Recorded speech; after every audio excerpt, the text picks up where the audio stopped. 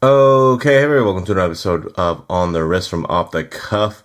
And we have another awesome Seiko update for you within the Alpinist line. And look at that, Alpinist has returned. The branding is back, and this is just another watch that Seiko has went ahead and really went back to the naming, right? When we think of brand revivals, or say sub-brand revivals, like the Speed Timer or the Marine Master, it's great to see the Alpinist back across the dial there. Although I will say, many iterations actually didn't have it necessarily across the dial and would have it on the back of the case. Here it's front and center, and I think it's very, very cool.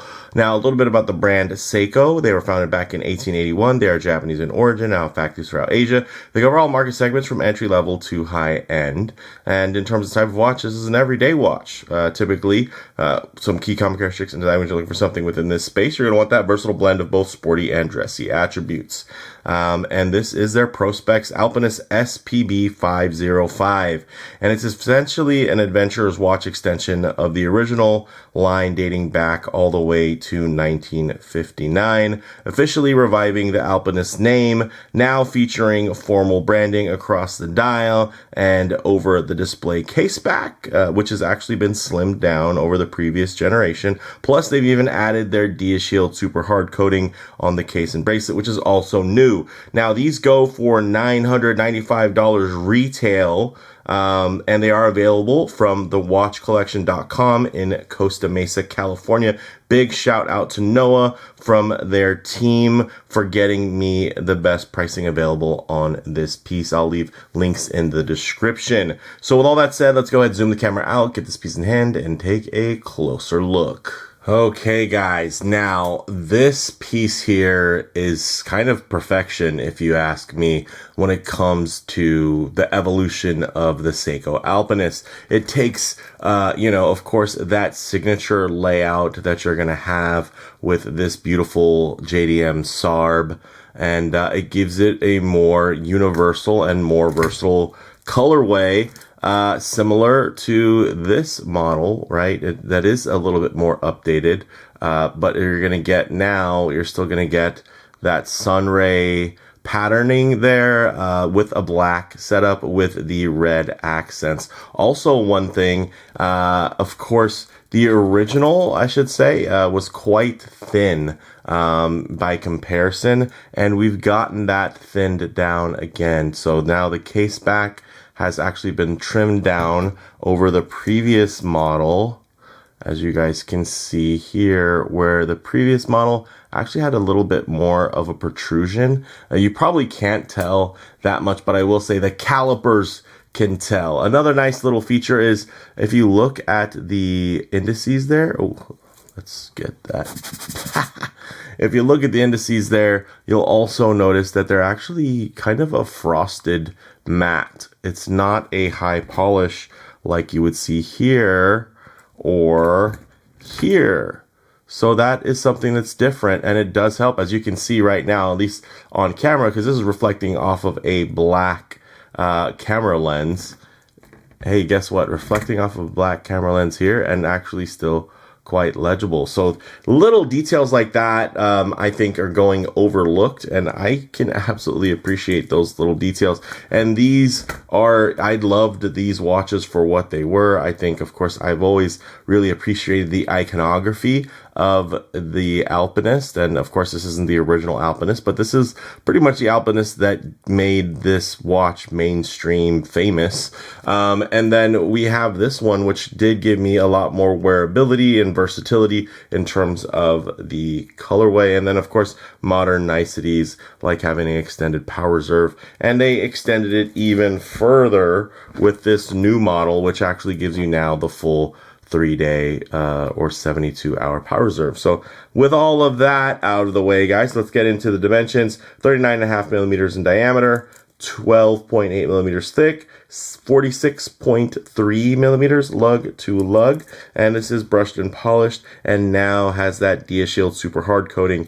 Also, again, this previous variation was actually at about 13.2 millimeters thick, versus here you're going to actually have this now again at 12.8, which is closer to that original model, which I think the SARB was like probably around 12.2. So I think that's a nice happy medium. You're still going to get the display case back, of course, now displaying that very nifty golden rotor, signifying, of course, that higher level of movement there, with now the 6R55 versus the 6R35. Now, okay, back to business. Now, when we take a look at this timepiece, right, it's a looker, and it's simple. It's quite iconic at this point. You have that internal bidirectional compass slide bezel, and it works. And of course, it's tough. It's tough with alignment, and it's not that because it does turn, and it's not because it's tough to align in terms of, when they get it evenly spaced all the way around. It's tough to align because there's actual lateral play, and now you're noticing that this is actually a lot better aligned than it was earlier. And again, some of that is due to the lateral play of when you turn this. Basically, you can go up and down, and in a three-dimensional space, so it can shift kind of all of these ways, right? It can this way and then that way, and because of that, it actually can cause this to look a little bit more out of alignment than other times and other angles.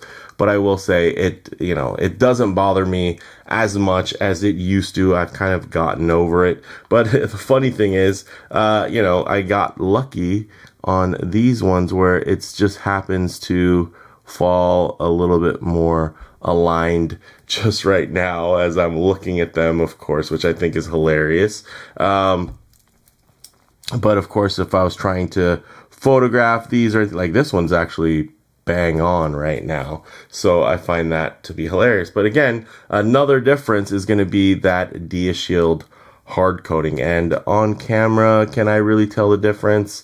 Maybe slightly, in terms of a slight tint that's going to be, again, slightly darker than your typical uncoated steel. Now, getting into some more of these details, 6R55 movement, so 72 hours of power reserve or 3 days, beating at 3 hertz or 21,600 vibrations per hour. In terms of that beat rate, you do get that nice display case back, but it does also have the marking there, the brand mark of the Alpinist over the case back, and I think it does a good enough job, and it's a nice little callback. Of course, let me give it another quick wipe here to some of Seiko's other offerings, like the Grand Seiko, where they're really kind of known for having the display case back with the branding over it.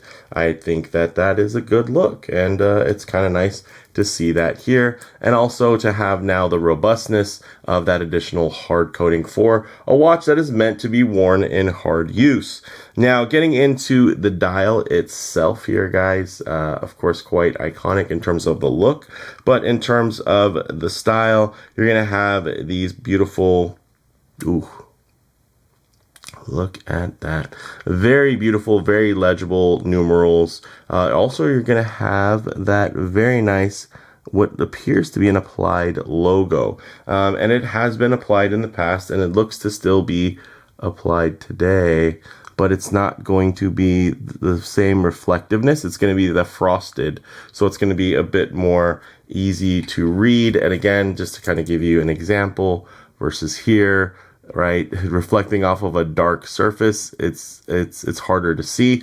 But here you can see they still did leave the handset as polished, which I think still works because there's so much lume on the hands that even when it's reflecting off of a dark surface, you're still going to have enough visible contrast. Now, that dial is definitely a black, almost anthracite gray sunray dial. It does have a slight tint of warmth to it. I wouldn't call it a chocolatey brown, but you might hear other reviewers call it that. I think it's, it's not quite, it's somewhere in the middle. It's somewhere in the middle. It does, for me, it does have that slightly bronze tone depending at the angle, and some of you might like that, but I'll say if you're detoured by that, don't let it bother you too much, because honestly, it's very specific lighting situations where you're going to notice that.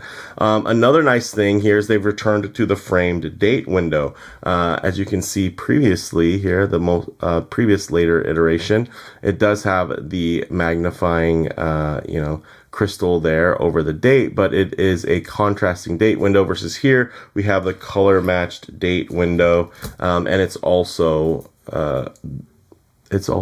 framed nicely, similar to this, framed quite nicely, and also with the negative text there that matches the dial. So you're going to have the black disc with the white font over it. So very, very nice. You're also going to get these nice polished cathedral hands, which are a staple with the line. And then you're going to have those loomed hour pips that go across that outer track. So the outer track, and that's something, again, that carries over from the past. If you guys are fans of the channel, you know I have tons of watches that look like this. I have quite a little bit of a modern slash, I guess you could say modern alpinist collection. So check the channel history for that information if you want to see things a little bit more laid out next to each other. Another staple that gets carried over is going to be that 20 bar, 200 meters of water resistance, which is outstanding. 20 millimeter lugs, again, still great. You're still going to get solid construction here. You're still going to have that pin and collar construction in terms of what's holding everything together. It's going to have a nice taper from 20 millimeters down to about 17.6 millimeters. That 3-link style, semi-milled here because you're getting the milled folding section, but the pressed outer. But then you do have the nice push button there, and then you still have a bit of a limited, adjustability there with the manual micro adjustment of 2 positions. So very, very nice. But let's go ahead and get this on the wrist and see how it wears. Okay, guys, as you can see on my 7.5-inch wrist, or 19 centimeters in circumference, this wears just beautifully like the previous models before it wore, if not slightly more dialed in, again, thanks to that slightly trimmed down case back. But you can see here, guys, this is, it's not the thinnest, most felt watch. And you know what? Not every car needs to be a low-slung sports car. Some people like a good hatchback. Some people like a good SUV, right? Similarly here, having something that isn't going to be ultra thin isn't the end of the world. And I know sometimes we want everything. We want some level of a watch that covers all bases. And I think this watch does a great job of that, because it also covers the bases of robustness, but also of a quite sedate and versatile styling. Like, this is where this watch comes closer than really any other historical model, with at least the same level comparable in terms of brand longevity to the Rolex Explorer 1, where you have the Seiko Alpinist line, and you're going to get, again, that real genuine heritage around this line. And it's an enthusiast line, and it's somehow beaten the odds and continued to be quite popular even into 2025, in the closing of 2025, right? As we kick off 2026, it's amazing to get a new Alpinist, especially when there had been such an influx of so many new ones. And I don't know if anybody was really asking for a new one, but I know that people were definitely asking for this, a variation that was going to be more true to the SARB, but then, also bringing back that iconic badging there, even to another level where you're going to get the Seiko Alpinist. I just think that's very, very cool. Again, something different. And as a collector, it's something that I really enjoy. Now, does it mean that I'm going to just automatically stop wearing my other models? Of course not. But if it's something that kept you off before, now you have one less point of friction. And yeah, this thing is very cool. Of course, if I get my wrist a bit too close to the camera lens, you're going to notice it just makes the watch seem a lot larger than it actually is, right? The proportions somehow seem different when it's here versus when it's here. And it's not just because of the size, it's because of that perspective distortion. So I'll keep my wrist nice and low and then just tighten up the frame here so that you guys can get still a detailed look, but just add a bit of a true aspect ratio as how this may lay on your own wrist. And guys, look at that. Again, the versatility there, the organic flow. Look at the finishing. Look at that fine transition between the brushing and the polishing. That is something quite beautiful. And again, there are refinements that continue to happen. They just up the ante. And I have to say, I'm impressed. That sharp transition looks really, really fantastic. And I'll say is an improvement over the previous. Well, this one's a little more so, it's just the finish, but I should say the cleaning on it. But also one thing you'll notice, look at this. You got a little bit of a spot there from friction, a little friction wear against the end link. Not going to have that here with this being coated. So very cool, but you can see there the transition was nice before. And it, even if you date all the way back to this, you know, very, very honest form. I'll give it another quick wipe here.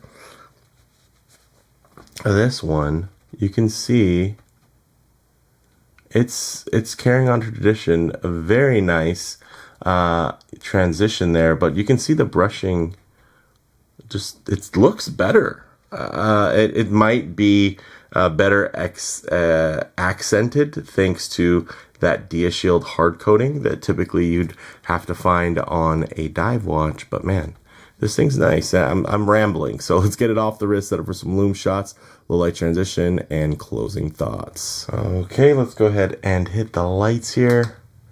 Hey, check it out, Alpinist Lume, just like you'd expect. Now, although the application isn't super widespread, it is very well done. So you're going to get more with less here, thanks to Seiko's very potent and powerful Lume. And of course, I do always like to work in a bit of a low light transition because you're always going to be out in the middle of a field enjoying direct sunlight. A lot of times you're going to find yourself coming out of buildings, walking underneath overhangs, just hanging out underneath the shade of a tree. So it's nice to see what these colors, textures, and finishes render like in less than optimal lighting. And you guys can see here, you're going to get a little bit more of that chocolatiness from this dial. Look at that. Again, it's very specific to the lighting, so if you're going to get it only because you want a chocolatey dial, maybe don't. Or if you're only avoiding it because you don't want a chocolatey dial, maybe don't let that be, again, a point of friction, because I will say, in most cases, it's going to render black or more of an anthracite gray. Now, whew, good looking watch. I love the texturing. Again, I love the fact that they decided to very low key and nonchalant like bring in that matte frosted finish just to give you a higher level of contrast and consistency in terms of that legibility. Now, guys, this isn't the first Alpinist I reviewed on the channel, and it won't be the last, but we'll get into some closing thoughts, guys. On the wrist, sporty yet compact wear, supremely versatile for everyday use, and that means dressing up and dressing down, so I can appreciate that, because most people, when they think go anywhere, do anything, they think of everything on the functional, sporty side of the house. But I will say, this watch dresses up nicely. It is also quite versatile. It's quite handsome. It's quite balanced. So you're going to be able to get something that is not just an instrument and a tool, but also has a beautiful aesthetic that I think is quite handsome on the wrist. Now, in terms of model variants, guys, there's a ton of new Alpinist variations out there now, and seemingly more to continue to come. In terms of this particular release, there are two other variations. One that's going to look like the traditional green, the green and gilt on the brown leather strap, like you've seen, and then there's also a very, very cool kind of teal electric like 90s greenish blue that is a very, very cool. Kind of reminds me of some previous kinetic or quartz release, if I remember correctly. They had some really, really cool ones that are actually partnership models. I'll try to get screen capture if I can, but otherwise just leave a comment down in the description, or I should say the comment section, if you know what I'm talking about. Now in terms of comparable models, guys, Sinn 556 comes to mind, the Rolex Explorer 1, and now, of course, many Microbrand competitors in the same space, putting out gentlemen's adventure watches paired with screw-down crowns and classic styling. So this is quite a saturated space. You know, I feel like the adventure watch space really took off to where it's even now quite competitive with the dive watch genre, which again has kind of been the classic do-it-all robust piece. Now, though, for me, guys, bottom line, I think this is Seiko's best modern interpretation yet of their cult classic Mountaineering Explorer's watch that feels nearly perfect on the wrist.